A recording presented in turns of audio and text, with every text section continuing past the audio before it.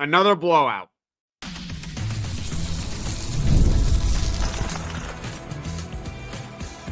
You are Locked On Syracuse, your daily podcast on the Syracuse Orange. Part of the Locked On Podcast Network, your team every day. Make that 6. You might be asking yourself right now, what am I talking about? 6, that special number, the number 6. Well, ladies and gentlemen, that is now 6 double-digit losses for Syracuse basketball this season. They lose to Clemson on the road, 86-72. I'm Jackson Holzer. This is Locked On Syracuse, and thank you for making Locked On Syracuse your first listen of every single day here on the Locked On Podcast Network, your team every day. We are free and available wherever you get your podcasts, and this is a post-game reaction show after Syracuse basketball gets blown out to the Clemson Tigers. Shout out to the Clemson Tigers. You guys are a really good team, and once again are going to go to the NCAA tournament, and who knows? You made a big run last year, and maybe you can make another big run, but you know who's probably not going to make a big run? Syracuse basketball. The goal remains the same. We're going to talk about that at the end of the podcast. It's about the ACC tournament for Syracuse basketball. They just can't really be competitive against these really good teams, especially on the road. The offense is too J.J. Starling reliant. We saw that a ton in the first half, and also in the first half, the wheels just completely fell apart for Syracuse basketball. So tons to talk about here on this post-game reaction podcast. And before we get to everything, feel free to leave a comment in the comment section below, your thoughts on this one. Obviously, it wasn't great. This game was basically over at halftime. I basically already knew what I was going to say at halftime. I'd love to hear from you, though, what you have to say on this one, because it was just not fun. Donnie Freeman is still out with a lower right leg injury. He was originally listed as day-to-day from the school. It's now been over 2 weeks, so this is a pretty long day-to-day injury, and there doesn't seem to be an end in sight on when, or as far as when he's going to come back. The Orange coming into this one, we're coming off a 17-point comeback win against Notre Dame on Saturday. Maybe there would be some sort of momentum. Not so much against a good team like Clemson. But hey, if you bet this game on FanDuel, Syracuse basketball was a 15.5-point favorite. And guess what? They had a late surge in the second half, so at least they covered. If you bet Syracuse to cover 15.5 points, more power to you. Congratulations, because they did end up covering. But as far as game analysis, it was actually a game in the beginning, and then the wheels just completely came off for Syracuse basketball. We could talk about it right now, right? This game was over at halftime, but it wasn't originally over. Syracuse at one point led 14-11 with around 13 minutes remaining in the first half.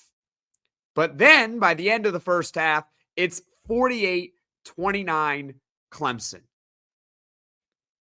Credit to Syracuse for at least fighting in the second half, so they didn't lose by 30. You got to give them that at least, right? They didn't quit. They didn't give up, but this game was over at halftime. They weren't coming back from 19 points down against a team like Clemson, a really good team like Clemson. The game plan coming in was pretty obvious. You could just tell if you were watching this game, and it's pretty clear that Adrian Autry read the scouting report on Clemson. Clemson is an elite three-point shooting team. They are top 15 in the country in three-point percentage. But if you make them shoot twos, you might have a chance because they're not very good at shooting twos. They're actually bottom half in the ACC in two-point field goal percentage. And I broke it down in the One More Thing mini podcast, wrapping it up against Notre Dame on Sunday. I talked about their two-point percentage. And credit to Syracuse, because in this one, their game plan was pretty good in the beginning. They were fighting over the screens on Clemson, forcing them to go to the basket. And Clemson's first three-point attempt came with 13:35 remaining in the first half. So a really good three-point shooting team in Clemson, tons of players who can create their own shot. They did not take a three for the first 6 minutes of this game.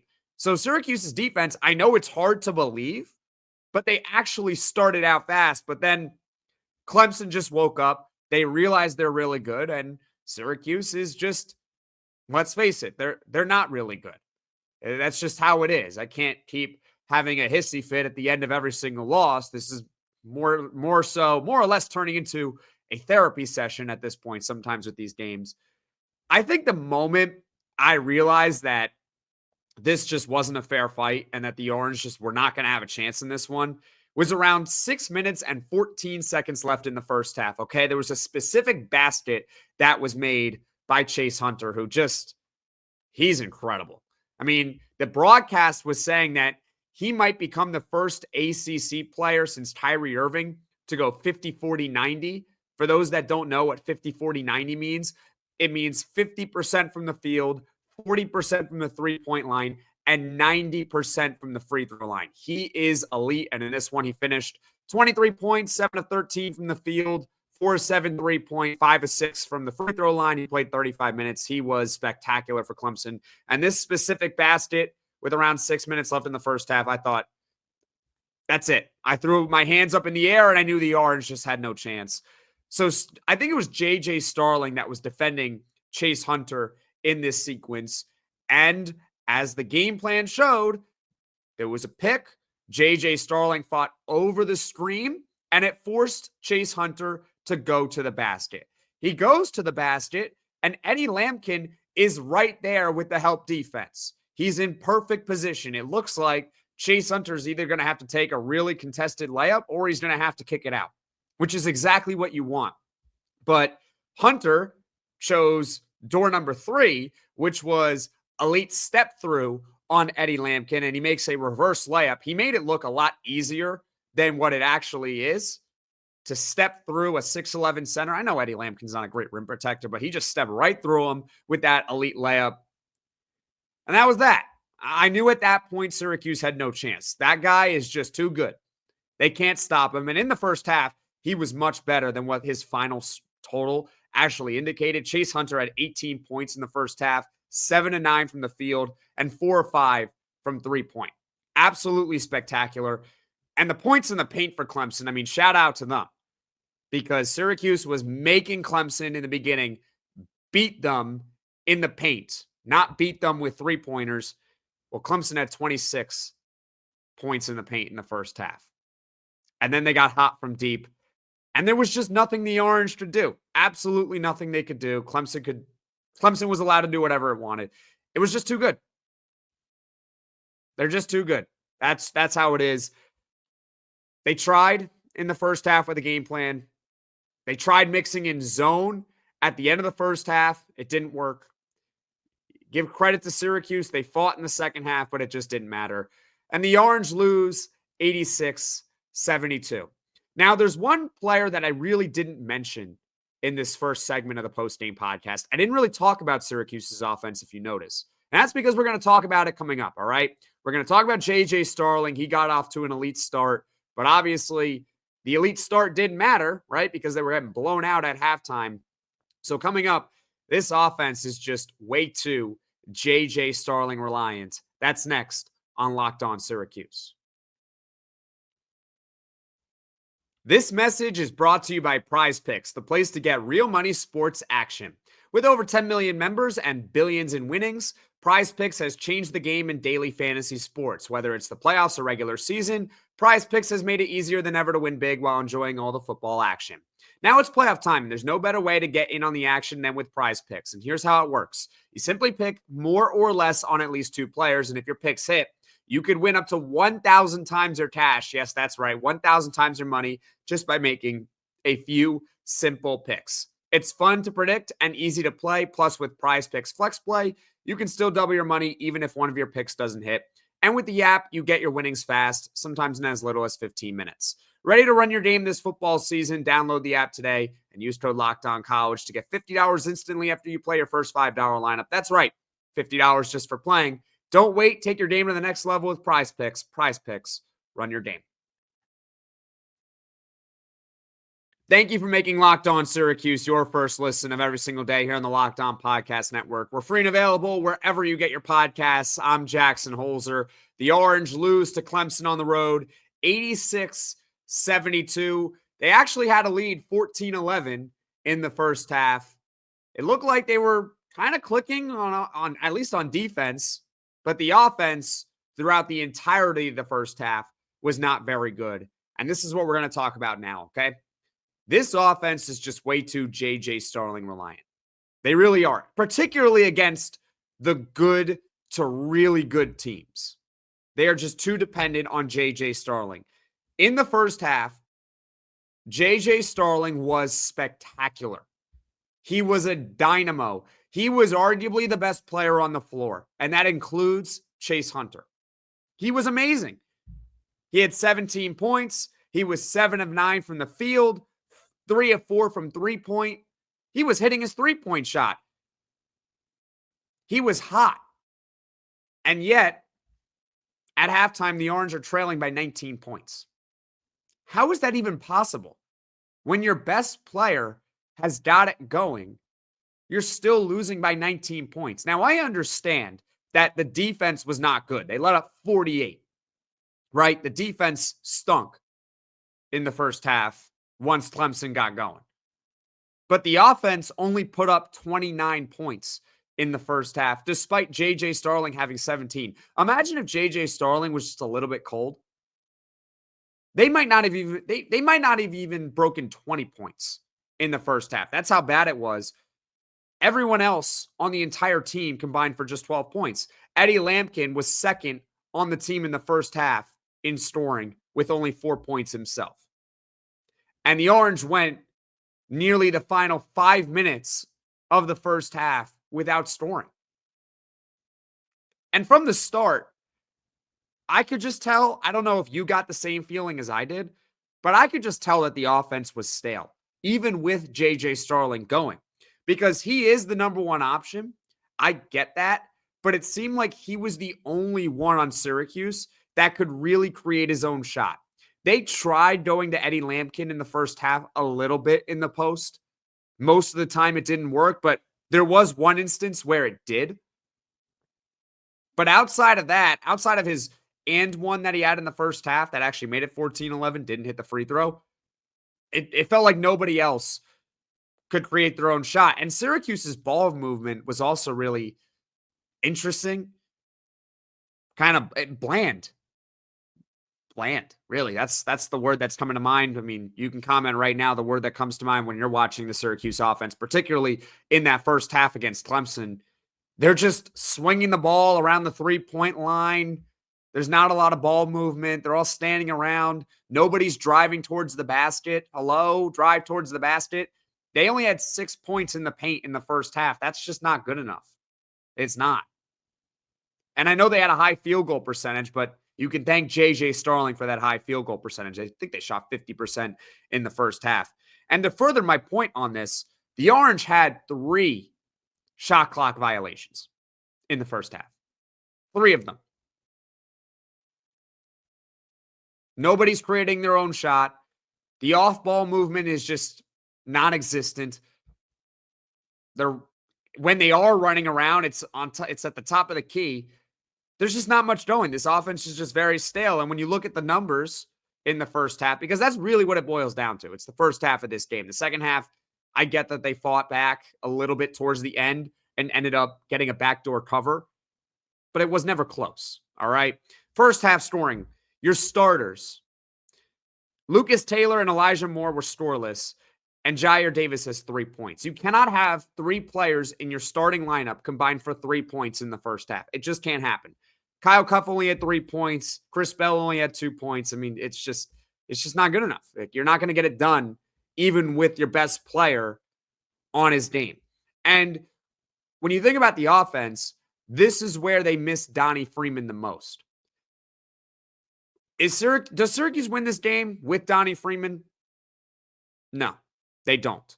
I know the final score says it was only a 14-point margin. It wasn't really a 14-point margin, all right? But they don't win this game with Donnie Freeman, but I think it's a lot closer with Donnie Freeman, or maybe it's a little bit closer. They're a little bit more competitive with Donnie because he can kind of create his own shot. He can provide a little bit more offense. He is at least a number 2 option for Syracuse basketball. They do have the front court depth without him, in my opinion, but in a game against Clemson, you need all hands on deck. And so without Donnie Freeman, They just didn't have much of a chance. And as I am reciting this game to you all, it kind of felt like Clemson had the opposite strategy of Louisville. See, Louisville said, we're just not going to let J.J. Starling beat us. That's what they said. Remember that one? When J.J. Starling basically did nothing against Louisville, but Louisville's defense was smothering. I think he only had 4 points in that one. This was the opposite. It felt like Clemson was like, all right, J.J., you want to do your thing? Fine. What did J.J. Starling end up with? 25 points, 10 of 16 shooting, 5 of 10 from three-point, but he was even better in the first half. Fine, J.J., you can do whatever you want. But, hey, Elijah Moore, you beat us. Chris Bell, you beat us. Jair Davis, you beat us. Anyone else, beat us. It's like they did that. It's just kind of funny to me. It's kind of the opposite of the Louisville game. I don't know if you felt the same way as I did. Leave a comment in the comments section below. It just got blown out. Syracuse basketball loses 86-72. I'm Jackson Holzer, and this is Locked On Syracuse. The wheels fell off. The offense is just too J.J. Starling reliant. Who else is going to score on this team consistently besides J.J.? That's the question, right? Coming up, the goal remains the same. Therapy is a game changer. It can help manage stress, improve sleep, and communicate more effectively. But finding the right therapist and fitting sessions into a busy schedule can be a challenge. That's where TALKSPACE comes in. TALKSPACE, the leading virtual therapy provider, makes getting the help you need easy, accessible, and affordable. With TALKSPACE, signing up is simple. You can match with a licensed therapist who fits your needs, usually within 48 hours, and it's convenient. You can have sessions from the comfort of your home and even message your therapist between appointments. Plus, TALKSPACE is covered by many insurance plans, and for most insured members, there's a $0 copay. It's never been easier to prioritize mental health. As a listener of this podcast, you'll get $80 off your first month with TALKSPACE when you go to TalkSpace.com/LockedOnCollege and enter promo code SPACE80. To match with a licensed therapist today, go to TalkSpace.com/LockedOnCollege and enter promo code SPACE80 to get $80 off your first month and show your support for the show. That's TalkSpace.com/LockedOnCollege, promo code SPACE80. The goal remains the same for Syracuse basketball. The Orange fall to Clemson 86-72 on the road. Another double-digit loss for Syracuse basketball. They are now 9-10 overall and 3-5 in the ACC. Syracuse basketball on FanDuel, they were a 15.5-point underdog. They did get a backdoor cover, but this was a blowout. And here's the deal, guys. Ladies and gentlemen, here's the deal. You just cannot expect that this team is going to beat a team like Clemson this season. It's just, you can't expect it to happen. If you see a line like that going forward, expect a loss. I know it's disappointing. I know you don't want to feel that way, and I certainly don't want to feel that way. But that's just who this team is at this rate. And that's why I say the goal remains the same for Syracuse basketball. It would be great if they could knock off a Clemson or a Duke. They're not going to beat Duke, but it'd be great if they can beat one of the top tier ACC teams. But they're just probably not going to do it this season. They're going to need basically a miracle. That's just how it works, right? So what's the goal? The goal is to beat the bad teams and to hopefully beat some of the mediocre teams to get themselves in the ACC tournament and hopefully finish top 9 in the ACC. That is a reasonable goal for Syracuse basketball from here on out. I get it. You might be disappointed by it, but that's just how it is because they are not very good and they're not getting in with an at-large tournament bid. Sorry. All right. The issue is when you look at Syracuse basketball schedule coming up, they don't really have a quote-unquote gimme game for a while. And to be quite honest with you all, I don't think Syracuse basketball has earned the right to call any game a quote-unquote gimme game. Even in games that you think that they should win, they still could easily lose those games. They still could. Even when they're playing a bad team at home, they might lose. Or a bad team on the road, they could lose because I don't think the Orange are very good. So what's coming up on their schedule? Well, on Saturday, they got Pitt at home. I think for Pitt, it's a game for them where they can't lose. Pitt cannot lose to Syracuse. It would be nice if the Orange could beat a team like Pitt. They're kind of they're a quasi between a good ACC team and a mediocre ACC team. They're kind of in the middle there. Pitt, absolutely, if they want to get into the NCAA tournament, they cannot lose to Syracuse. So they're going to be very desperate to win that game on Saturday. And then you got the California road trip, ladies and gentlemen. Syracuse basketball going to California for a couple of days at Stanford and at Cal. The Cal game in particular is going to be important for the Orange because that's going to be important for ACC tournament standpoint. That's going to be really important. They're 2-5 currently in the conference. They are playing Florida State at the moment I am recording this. I don't know what the score is. So by the time you might be watching or listening to this podcast, that game might have gone final. So they'll either be 3-5 in the ACC or 2-6 in the ACC. But that's one of your competitors in the conference in terms of beating up on some of the other bad teams in the conference or some of the mediocre teams in the conference. It's a big one, that Cal game on the road. Then you got Duke at home. I mean, good luck. Good luck. How can they beat Duke? Like, drop a comment right now in the comments section below, right? How can Syracuse basketball beat the Duke Blue Devils? I don't know. I really don't know. I mean, I wrote in my notes here, good luck. That's it. All right. So they got Duke. And then finally, after that, you get Boston College at home, who is currently 1-7 in the ACC. So they're not a very good team. And the Orange actually beat Boston College on the road a few weeks ago. So Syracuse can certainly win that game. But again, I'm not going to sit here and say that Boston College at home is a gimme game on Saturday, February 8th. I don't think Syracuse has earned the right to call any game a gimme game. If they were the Duke Blue Devils, I would say that's a gimme game.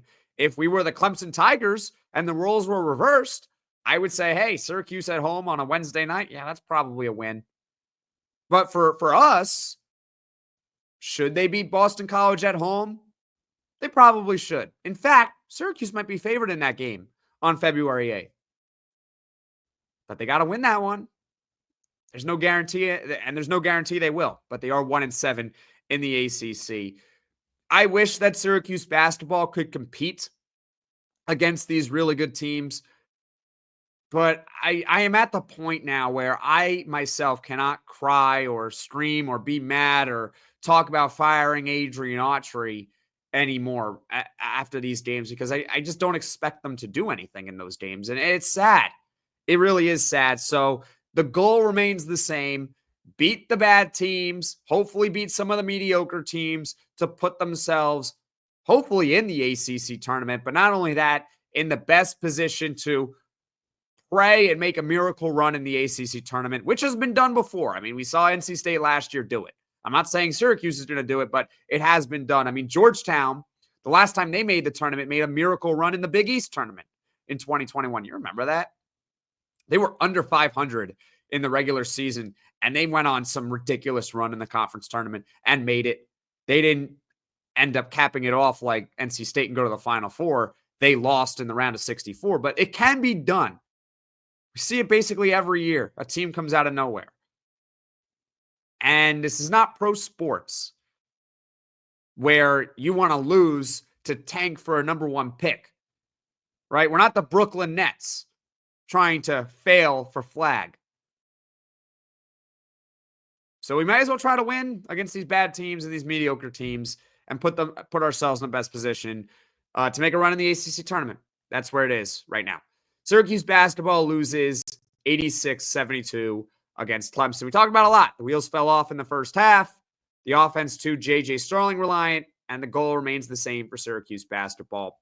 As far as what is coming up on the podcast tomorrow morning, or I shouldn't say tomorrow morning, either tomorrow late morning or tomorrow early afternoon, it'll be the One More Thing mini podcast. We'll put a bow on this Syracuse Clemson game. I'm still trying to decide what I'm going to talk about in the One More Thing. So please, if you have any ideas, feel free to share in the comments section below. Otherwise, it's just going to be up to my discretion what we talk about on that. All right.